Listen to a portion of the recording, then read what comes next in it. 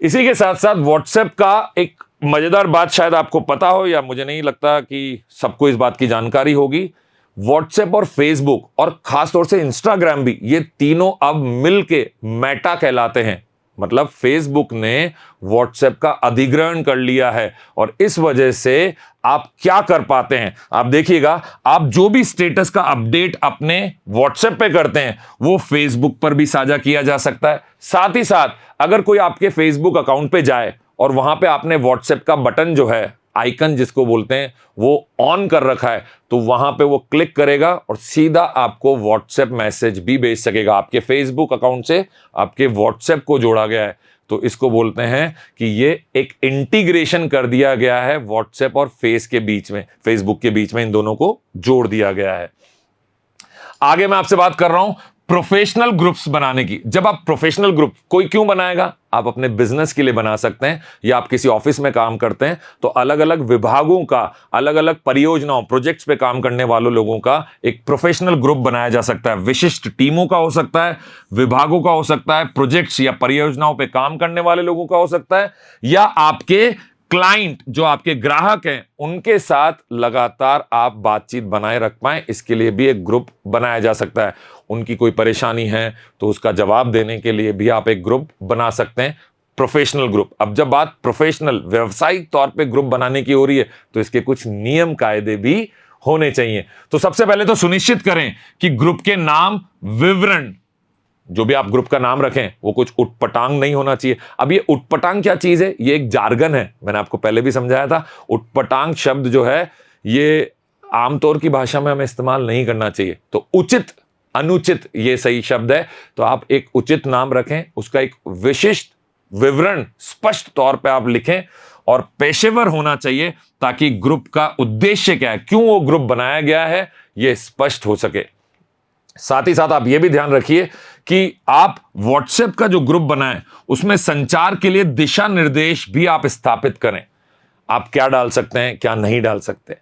मतलब आपने देखा होगा कई सारे ग्रुप ऐसे बनते हैं जो ऑफिस के होते हैं, लेकिन वहां पे भी लोग कोई कभी कभी कोई राजनीतिक खबर डाल देंगे, या सुबह सुबह भगवान का फोटो डाल देंगे। अब भगवान का फोटो डालिए अपने पारिवारिक ग्रुप में या अपने स्टेटस पे लगा सकते हैं, लेकिन आप जो व्यवसायिक ग्रुप है वहां पे अगर आप ऐसा करेंगे तो कोई कुछ और डाल देगा, तीसरा कुछ और डाल देगा। इस तरह से वो ग्रुप बनाने का जो उद्देश्य है वो खराब हो जाएगा। तो कुछ नियम कायदे बनाइए, तरीका होना चाहिए। जैसे मेरा एक तरीका है, मेरा जो व्यवसायिक ग्रुप मैंने बनाया हुआ है उसका एक नियम मैंने बनाया, कई सारे नियम है पर एक नियम आपसे साझा करता हूं।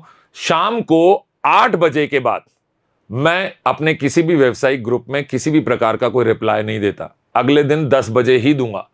तो मैंने 10 से लेके 8 बजे तक का एक नियम बनाया हुआ है। आप चाहें तो 10 से 5 बना सकते हैं, 10 से 7 बना सकते हैं, लेकिन 8 बजे बाद मैं मित्रों का, परिवारजनों के मैसेज का रिप्लाई तो करूंगा, लेकिन व्यवसायिक ग्रुप के नियम कायदे हैं, क्योंकि अगर 8 बजे के बाद मैं मैसेज डालूंगा तो कोई और भी डालेगा, और ऐसे तो व्यवसायिक ग्रुप जो है उसका उद्देश्य ही खराब हो जाएगा। तो याद रखिए, नियम कायदे बनाना जरूरी है। साथ ही साथ इसमें भाषा का प्रयोग जो आप करें, जिस लहजे में आप बात रखें, जो प्रतिक्रियाएं एक दूसरे को आप दें, उसके लिए भी आपके कोई नियम कायदे बनाने अति आवश्यक हैं।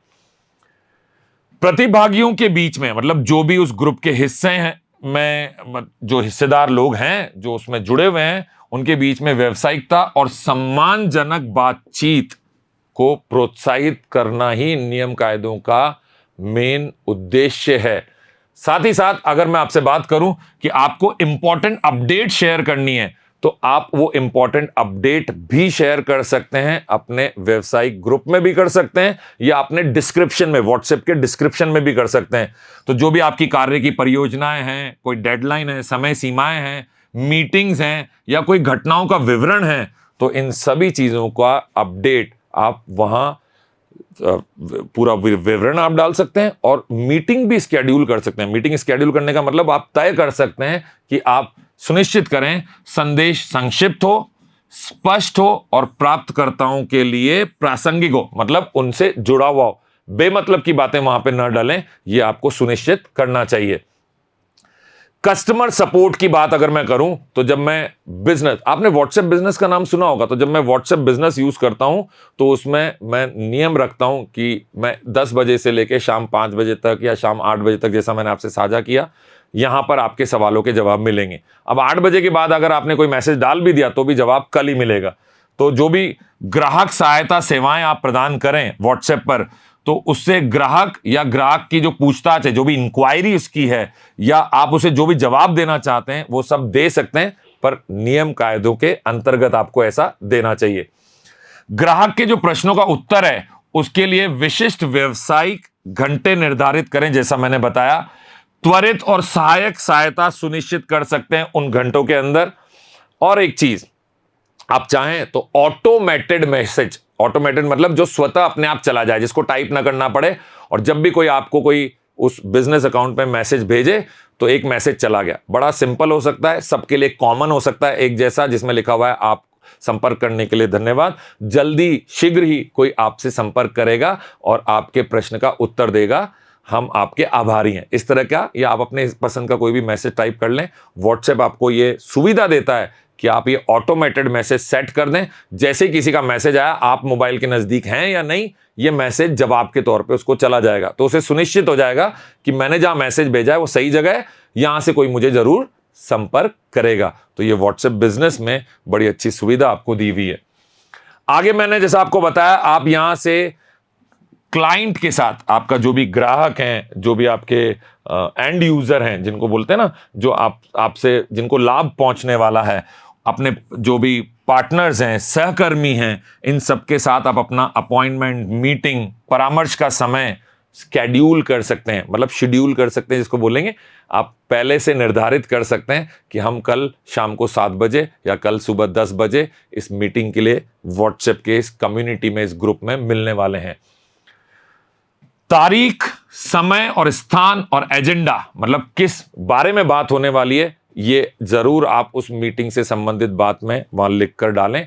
ये याद रखिए, सिर्फ मीटिंग है ये नहीं, मीटिंग क्यों है, कितनी बजे है, किस बात के लिए है, कौन कौन यहां होगा, ये सारी बातें अगर आप उस मैसेज में डालेंगे, उस डिस्क्रिप्शन में डालेंगे, तो उस मीटिंग का प्रभाव होगा और लोग उसको बड़ी शालीनता के साथ, बड़ी एकाग्रता के साथ और इंपॉर्टेंट मानते हुए अटेंड करेंगे। अन्यथा आपने सिर्फ लिख दिया मीटिंग है, तो मीटिंग तो किसी भी बारे में हो सकती है। फिर मैं बात कर रहा हूं, जब भी आप डॉक्यूमेंट या मीडिया का शेयर करें तो व्हाट्सएप का उपयोग करके कार्य संबंधित चर्चाओं का, प्रोजेक्ट से संबंधित दस्तावेजों का, प्रस्तुतियां मतलब प्रेजेंटेशंस, चित्र या वीडियो को साझा किया जा सकता है, लेकिन यह हमेशा सभ्य होनी चाहिए, यह ग्रुप के अनुसार होनी चाहिए, सभी लोगों का सम्मान बना रहे, यह आपको ध्यान रखना पड़ेगा। मैंने बोला आपको, साझा की गई फाइलें, डेटा, उनसे जुड़ी गोपनीयता की नीतियों का पालन करना आपकी जिम्मेदारी है। फिर ब्रॉडकास्ट लिस्ट के बारे में मैंने आपको बताया, जैसे होता है ग्रुप, एक व्हाट्सएप ग्रुप बन गया, तो ग्रुप में तो जो भी लोग जुड़े हुए हैं वो एक दूसरे को देख सकते हैं कि इस ग्रुप में कौन कौन है। लेकिन जब मैं एक ब्रॉडकास्ट लिस्ट बनाता हूं, और आमतौर पे एक ब्रॉडकास्ट लिस्ट में तकरीबन 256 लोगों को मैं जोड़ सकता हूं, एक से ज्यादा ब्रॉडकास्ट लिस्ट भी बनाई जा सकती है। अब मान लीजिए मेरे घर में कोई कार्यक्रम है, कोई उत्सव होने वाला है जिसमें मैं बहुत सारे लोगों को आमंत्रित करना चाहता हूं, तो मैंने एक ब्रॉडकास्ट लिस्ट बनाई और जो निमंत्रण पत्र है वो मैंने उस ब्रॉडकास्ट लिस्ट के अंदर डाला, तो वो 256 लोगों को अलग अलग पहुंच जाएगा। अब ये जो 256 लोग उस ब्रॉडकास्ट लिस्ट का हिस्सा हैं, ये कभी भी एक दूसरे का नंबर नहीं देख पाएंगे, इनको वो मैसेज, वो निमंत्रण पत्र व्यक्तिगत रूप से मिलेगा मेरे द्वारा मैसेज में। मैंने एक ही जगह डाला, एक साथ 256 को गया, उन सबको अपने अपने मोबाइल में मिला। वैसे भी अपने अपने मोबाइल में मैसेज प्राप्त होगा, लेकिन उस केस में वो ये नहीं जान पाएंगे कि मैंने और किसको इस ब्रॉडकास्ट लिस्ट में जोड़ा है। जबकि ग्रुप में ऐसा नहीं होता, ग्रुप में सबको पता होता है कि इस ग्रुप का हिस्सा कौन कौन लोग हैं। जो ब्रॉडकास्ट लिस्ट है, ये एक सुविधा है जो गोपनीयता बनाए रखते हुए प्राप्तकर्ताओं को, जितने भी लोग उस ब्रॉडकास्ट लिस्ट में जुड़े हुए हैं, एक चुनिंदा समूह की घोषणाएं या अपडेट भेजने में मददगार होती हैं। तो जैसा मैंने आपको बताया, एक साथ बहुत सारे लोगों को मैसेज गया, लेकिन उन लोगों को आपस में नहीं पता कि वो सब सेम मैसेज उन सबको प्राप्त हो रहा है, सेम मैसेज। याद रखिए, प्रोफेशनलिज्म मतलब आपका जो व्यावसायिक एक आचरण होता है, व्यावसायिकता जिसको अपन बोलते हैं, यह बनाए रखना बड़ा आवश्यक है, अन्यथा आपको नुकसान भी उठाना पड़ सकता है। तो व्हाट्सएप अपने आप में एक सुविधाजनक संचार का उपकरण है, तरीका है, जरिया है, लेकिन आपको अपनी व्यावसायिकता बनाए रखनी चाहिए, अपने नियम कायदों के अनुसार ही काम करना चाहिए। फिर बात आती है कि हमको क्या नहीं करना चाहिए, तो आप अपने जो भी व्यावसायिक ग्रुप हैं या जो भी ऐसे ग्रुप हैं जो आपके कामकाज से संबंधित हैं, इसमें आप गलत शब्दों का उपयोग ना करें, गलत इमोजी का उपयोग ना करें, अनौपचारिक भाषा का उपयोग करने से बचें, तभी आपको इसका पूर्ण लाभ मिल पाएगा। जब मैं बात करता हूं प्राइवेसी का सम्मान करने की और दूसरे की सहमति प्राप्त करने की, तो व्हाट्सएप के माध्यम से जब कभी भी किसी को ग्रुप में जोड़ें तो कोशिश करिए कि उसकी सहमति जरूर प्राप्त करें। अब कई बार ऐसा होता है कि कुछ ग्रुप में मुझे जोड़ लिया गया और मुझसे पूछा ही नहीं गया, वो ग्रुप मेरे काम का है नहीं है, मैं उसमें कुछ रहना भी चाहता हूं कि नहीं रहना चाहता हूं, कुछ लोग बस उनके पास मेरा नंबर है तो उन्होंने ग्रुप में जोड़ लिया।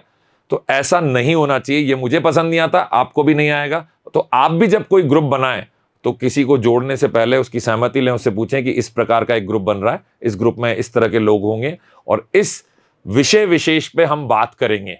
तो जब हम विषय विशेष की बात उसको समझा दें और उसका उसमें इंटरेस्ट हो, वो उससे जुड़ना चाहे, तब तो आप उसको ग्रुप में जोड़िए, अन्यथा सहमति लिए बिना किसी को भी ग्रुप में नहीं जोड़ना चाहिए।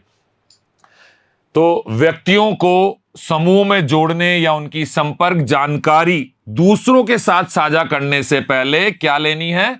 सहमति जरूर प्राप्त करनी है। फिर बात आती है बैकअप और सिक्योरिटी की। बैकअप और सिक्योरिटी मतलब आप जो भी व्हाट्सएप में बात करते हैं तो व्हाट्सएप आपको ये एक ऑप्शन देता है कि आप इसका बैकअप ले लें। मतलब जब कभी भी आपका भगवान न करे फोन खो गया या फोन गिर के टूट गया, खराब हो गया, ऐसी स्थिति में आपका व्हाट्सएप में जितनी भी चैट थी, जो भी मीडिया फाइल्स थी, जो भी फोटोग्राफ थे, जो कुछ भी संदेश वहां पे थे ग्रुप में, वो या ग्रुप में या आपके पूरे व्हाट्सएप में जितने भी थे, ये सब खो सकते हैं, गायब हो सकते हैं और आपका गहरा नुकसान भी हो सकता है, जानकारी चली जाएगी। तो इनका बैकअप ले लेना अति आवश्यक है। तो ये सिक्योरिटी का एक बहुत अच्छा तरीका है जो आपको अपना रिकॉर्ड सुरक्षित रखने में मदद करता है। सिक्योरिटी के तौर पे व्हाट्सएप आपको 2 कारक प्रमाणीकरण मतलब 2 फैक्टर ऑथेंटिकेशन का एक ऑप्शन देता है। अब मान लीजिए मेरा फोन खराब हो गया या पानी में गिर गया या चोरी चला गया, अब मुझे मेरे व्हाट्सएप को वापस से एक्टिवेट करना है, तो वो मुझे OTP 1 टाइम पासवर्ड डालने का एक ऑप्शन देता है और उस ऑप्शन को वो मुझे फोन पे भी देता है, दूसरा मुझे ईमेल पे भी देता है। क्योंकि फोन तो खो ही गया तो मुझे उस फोन नंबर को वापस से भी लेना पड़ेगा, तो वो नंबर जब वापस आएगा तो मुझे एक OTP भी डालना पड़ेगा, उस OTP को वो मुझे 2 अलग अलग स्तर पे दे सकता है।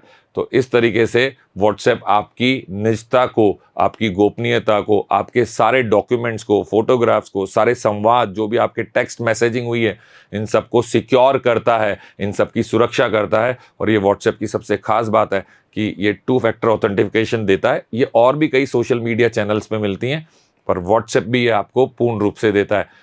तो अभी तक हमने जो बात की उसमें हमने डिजिटल कम्युनिकेशन को समझा और खास तौर से टेलीकम्युनिकेशन में व्हाट्सएप की जानकारी जो हमें थी और कुछ बातें नई मैंने आपके साथ साझा की। जल्दी आपसे मुलाकात होगी कम्युनिकेशन के अगले भाग में। धन्यवाद।